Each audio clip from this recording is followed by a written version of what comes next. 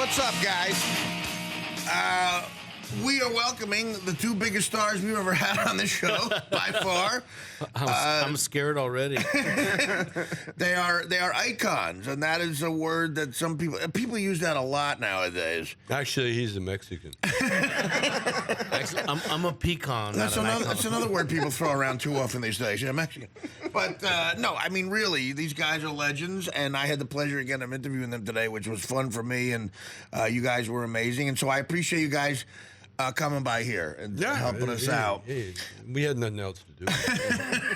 So, both of you guys live in L.A. still, Yeah, right? Okay. Yeah. Are you on like a major? You're mid-tour now, right?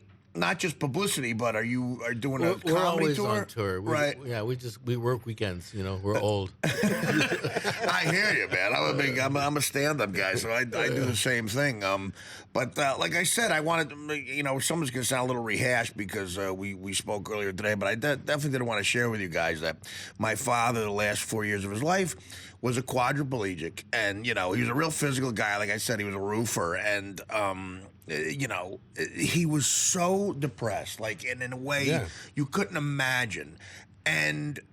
He would the main thing every once in a while that would make him actually forget being a quadriplegic, and I don't know if there's a better compliment you can give a comedian. He would forget he was a quadriplegic when he watched Up in Smoke by you guys, and we had a VHS cassette. He'd go, "Oh, I put Up in Smoke in," and we put it in. He would laugh so hard, like he would go like this. His body would, and he'd go like, and I would go to move, and he goes, "No, just leave me here. I'm actually getting kind of a high from it." So thank you for that. So how does it feel after all these years, guys? Tom, I mean, can you believe it? Like the Rolling Stones just did a documentary for HBO. Yeah. And Keith Richards said, like the first thing he said, he goes, "I can't even. It's almost like a fairy story. I can't even imagine it. All those years have gone by, and you're here, and we're still here, and other people aren't. Do you? I know. Do you remember most of it? All of it. Yeah, all of it. Yeah. Especially Cheech. He's got a pornographic memory. Yeah. So I mean, you seem happy and content, and with this body of work, it must be fun right now, right? I look at it this way, man. I've been able to eat in a restaurant for 50 years. Every day. Right. If I feel like it, I can go to a restaurant and do it. I've got relatives that have to plan that kind of shit. Beautiful. I mean, I just think that when you guys get to a point in this career, you can really look back and smell the roses and go, "Wow, it's something not everybody gets to do." What about you, Cheech? Is there any regrets you have in your career? No, I would have done everything exactly the same, except I wouldn't have seen the Megas. That picture. You would have let that go? Yeah, I wouldn't go see that. And seeing Lindsay Lohan naked. Oh. When did you see that? On which one? Machete. Machete. Oh, Machete. She's naked in that? Yeah. So the very first scene I work in, and Robert Rodriguez says, "Okay, you're gonna come with Danny Trejo, and then the doors are gonna open. There's gonna be a van, and there's gonna be two naked girls." I go, "Okay." I've seen naked girls before. Sure. So it opens up, and there's Lindsay Lohan and this other girl naked, and I really wanted to look at the other girl because she was like hot, and Lindsay like, ooh, a lot of traffic through there. Yeah. She's getting too iconic. Tire treads. Yeah, a lot of skid marks, man. Meat hooks. That's funny. You mentioned Robert Rodriguez, and we talked a little bit about you guys working with Scorsese. You guys got the kind of respect where a lot of these great directors wanted to work with you and stuff. Yeah. Anybody in particular that you collaborated with that you wish you could have done more with, in a way? Tarantino was very. We influenced his right. career He always speaks about that. He's very reverential. I love his movies. Right. Yeah. Cheech worked with him. I did on Dusk Till Dawn. He right, from Dusk Till Dawn. He was acting in that. Yeah, he was acting in it. Right. Yeah, better he should direct. But but I love what he said. He said, "You know what it's like?" He said, "You want to know what it's like being famous? hang with Cheech for a day. Oh no, absolutely. That's what he said. That's what you know. Well, that talk about how about Selma Hayek and that scene? That's still, she's not naked, but it's still the hottest. You know the scene I'm talking about? Yeah. When she comes out and dances, man, she doesn't I have was to be standing naked. right at the end of that table for all those takes, you know, like, okay, baby, bring it. You know? Yeah, Tarantino, she's got her foot is in his mouth. That had to be fun. That woman has an impossible amount of curves in that short of space. Oh, guys, 'Cause really? she's tiny. The most unique Yeah. body ever. Like, unbelievable. She's got a waist that big and these. Did you see what Ashton Kutcher did? They punked her. What do you do? They put a false turd in the toilet. Really? Yeah, and it couldn't be flushed. and so Selma Hayek went in there and used it, and then she comes out and grabs her girlfriend, I think was the others, Penelope Cruz? Penelope Penelope Cruz. Cruz. And Two of the hottest chicks she ever. tells Penelope Cruz, and she whispers to her, you know, and what do I do? And they both go in there and they go, hi. Oh, I can't get rid of this piece of crap. I mean, that's cool because you're talking about two of the hottest chicks you're going to see. And they're filming it, and you're watching her running back and forth. Oh, man. It was the best punk ever, man. How did you guys officially meet and get together and everything?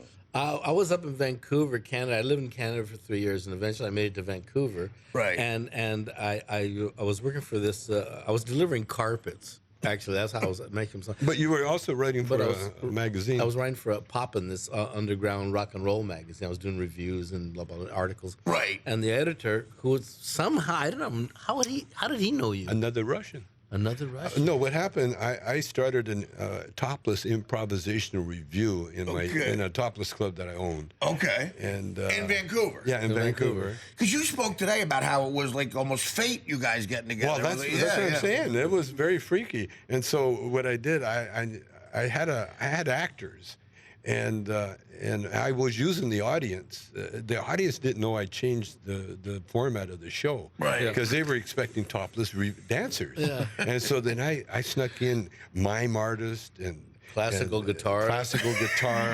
The guys wanting strippers. Yeah. They're waiting for girls, and I got their attention, so they're Definitely. No, they're staring at the classical guitarist, and then a mime artist comes out and he's picking flowers and throwing it around, Running in place. Where the broads, and check out the heckler. Hey, Elvis. that's how they heckled the mime artist. They don't want to hard it up a little bit. Hey, Elvis. Hey, Elvis. And then this partner, my first partner named Dave, he's got long-haired hippie. I had long hair at the time. Is this Dave Dave from the sketches based on the sketches? Yeah, basically. Dave comes out, he's got a scarf and he's got like a Don Imus hat on. Right. And he comes out and he sings this stupid song about, I dream of Jeannie with a light brown fur, because Jeannie is my favorite wired hair terrier. And then he pauses for applause. And all the bikers and everybody's just staring at this guy. Right. And then I kick a door open. We had two doors in the back, and I kick a door open, and I come out, and I'm I got shirtless, and my hair's messed up like I just woke up. Yeah. And I walk out there with a rolled up newspaper. and I said, what kind of fucking song is that? And I start beating the shit out of this guy. You can't curse. I gotta give you one. Oh, I'm sorry. Don't worry about it. But anyway, I can't believe we can't, but you can't. So I start beating him, and the audience I did what the audience wanted. Right. Everybody wanted to do. You got the frustration out. He had invited me down to see when we met. Right. This editor introduced us. You guys got to meet each other, and we met in this farmhouse. And we both had the same thought. We looked at each other. What the hell are you? Yeah. Was the Genghis Khan? I'd never met a Mexican up close before. So it was really this guy thought you guys would work well together. Yeah, he just thought of I that. don't know why. He says, "Hey, I thought I was funny, and I was." He was a fan of the shows. And I had a straight man, and we had two hippies, me and another guy, right. And I had a straight actor. Okay. Because what I did when I started to change the format, I hired everybody as actors. And so I got topless dancers for $5 a day. Oh, man. I got actors for $5 a day. That was the going rate. I'd just pay them a per diem, Not bad. And that was it. and they're down there and they're right on time and they're working hard. And the actor, we were so good, we got a write up in the local newspaper. Right. And his wife thought he was doing a straight play.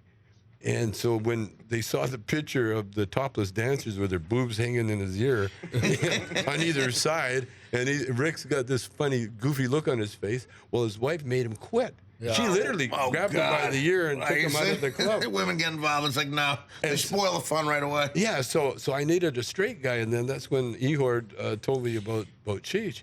And so then I invited Cheech down. Now, we were backstage when Cheech walked in the door. You know, I told everybody in the cast that, we got a new guy coming down. Right. And so we're all looking at this guy. He comes in the door, and Cheech, I mean, he walked in with one of the most beautiful women I've ever seen in my life.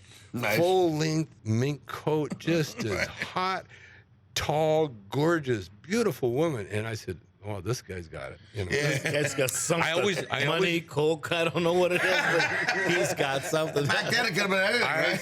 I said I always judge guys by their women. Yeah, no, look, that's not a bad way to do it, sure. Yeah. You can look at some funny little guy and he's got a foxy chick. You go, okay, this guy's okay. He's got something. So now, how does that jump from you guys writing together and all these brilliant sketches coming out? Well, we managed to.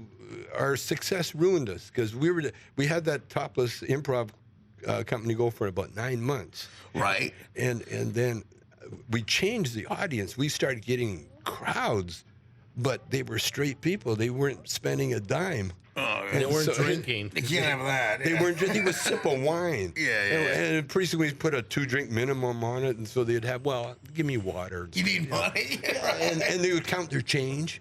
You give them the change. Wow. They'd look at their change, you know. And this is up in Vancouver. Yeah. Yeah. Vancouver. But So- it was like an elegant gentleman's club. This was Skid Row, Chinatown, man. Yeah. I mean, it was right Right. in the worst part of town. We got to take a break, but we mentioned this also. I want to get into this when we come back. This is early, but like you guys were predecessors of comedy clubs, and we talked about Saturday Night Live and this edgy sketch comedy and everything. So we're going to take a quick break, and we come back. We'll get more into that with the great Cheech and Chong.